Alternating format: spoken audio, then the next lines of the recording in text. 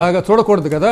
Right. ఓవి గారు, మనకి స్థానికంగా శాసనసభ్యులు సుందరపు విజయ్ కుమార్ గారు ఫోన్లో అందుబాటులోకి వచ్చారు. జనసేన పార్టీ శాసనసభ్యులు విజయ్ కుమార్ గారు, గుడ్ ఈవినింగ్ అండి.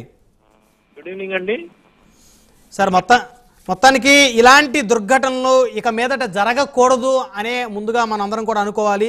అయితే గతంలో జరిగింది ఎల్జీ పాలిమర్స్, మరి ఆ తర్వాత మరి చూస్తే ఈరోజు నిన్న జరిగినటువంటి ఏదైతే అచ్యుతాపురానికి సంబంధించినటువంటి సెజ్ పేలుడు ఏదైతే ఉందో, ఇది రాష్ట్ర వ్యాప్తంగా అందరినీ కూడా నిజంగా ఒక బాధకి ఆందోళనకి గురి చేస్తూ ఉంది. అసలు ఏం జరిగింది, ఎవరిది లోపం ఉందంటారు ఎమ్మెల్యే గారు?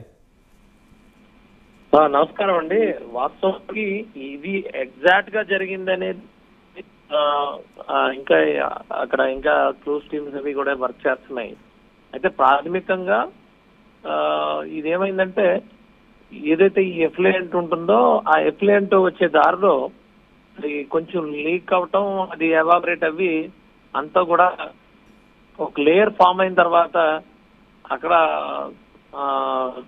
చాలా చిన్న షార్ట్ సర్క్యూట్ లాంటిది క్యాచ్ చేయటం వల్ల అది మొత్తం ఒకసారి ఇదంతా టోటల్ గా బిల్డింగ్ అంతా కూడా ఆ ప్రెషర్ బిల్డ్ అయ్యి పేలటం జరిగింది. ఇది యాక్చువల్ గా ఎవరు ఎక్స్పెక్ట్ చేయలేని ఒక ఇది, అది వాళ్ళు కూడా ఎక్స్పెక్ట్ చేయలేని పరిస్థితి. డెఫినెట్ గా మేమైతే మాత్రం 100% దీన్ని పర్ఫెక్ట్ గా ఏది జరిగింది, ఎలా జరిగింది, ఏంటనే దాని మీద బయటికి తీసుకొస్తాం. అలా జరగకుండా నెక్స్ట్ టైం కూడా చూడటానికి చేసుకుంటున్నాం. అయితే ఎమ్మెల్యే గారు, ఆల్రెడీ మీ ప్రభుత్వం బాగానే స్పందించింది, అందులో ఎలాంటి డౌట్ లేదు. హోమ్ మినిస్టర్ గారు ఒక మాట అన్నారు, కంపెనీ యాజమాన్యంతో వారికి కాల్ చేసినా వాళ్ళ దగ్గర నుంచి రెస్పాండ్ లేదు అని. మరి అలాంటప్పుడు మరి ఆ కంపెనీని ఏమైనా ప్రభుత్వం సీజ్ చేసేటువంటి అవకాశం ఏమైనా ఉందా?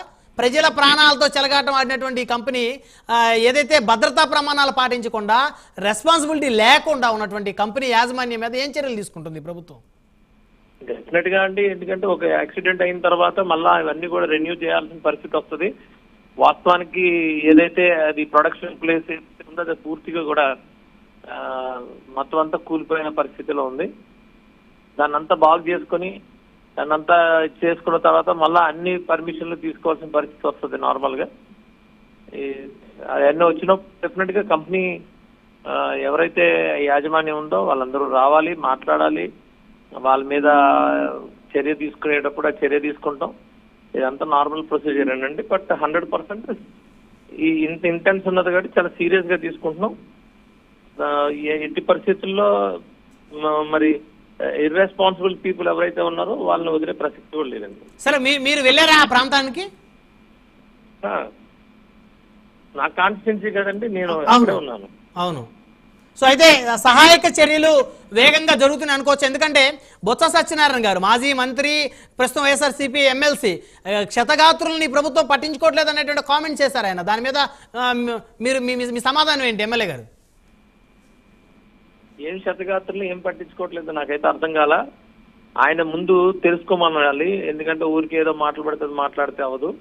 ఆయన తెలుసుకుంటే బాగుంటది. క్షతగాత్రులు నిన్న మధ్యాహ్నం ఈ ప్రాబ్లం ఇది ఏదైతే బ్లాస్ట్ అయిందో అప్పటి నుంచి కంటిన్యూస్ గా ప్రతి ఒక్కరిని కూడా ప్రాణాలతో రక్షించడానికి మొత్తం అంతా కూడా ఎవరైతే అధికారులు ఉన్నారో, కలెక్టర్ గారు కానీ, ఎస్పీ గారు కానీ కంటిన్యూస్ గా అక్కడే ఉన్నారు ఈ రోజు ఇప్పటి వరకు కూడా.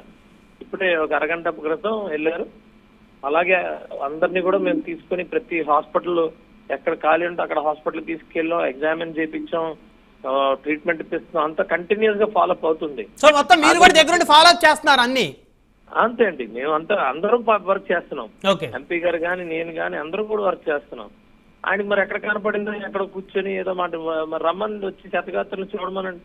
వాళ్ళకి మేము సపోర్ట్ చేసామో లేదో, వాళ్ళందరికీ మేము ఇది చేసామో లేదో అవన్నీ తెలుస్తాయి. ఎక్కడో కూర్చొని ఏదో ఒక మాట మాట్లాడేసి ఇంకా వీళ్ళకి తెలియకపోతే ఎలా? రైట్. ఎమ్మెల్యే గారు ధన్యవాదాలండి ఫోన్ కాల్ అందుబాటులోకి వచ్చినందుకు. రైట్. నెక్స్ట్ ఓవి గారు, మనతోటి పూర్ణచంద్ర గారు, మాజీ ఏసీబీ డీజీపీ.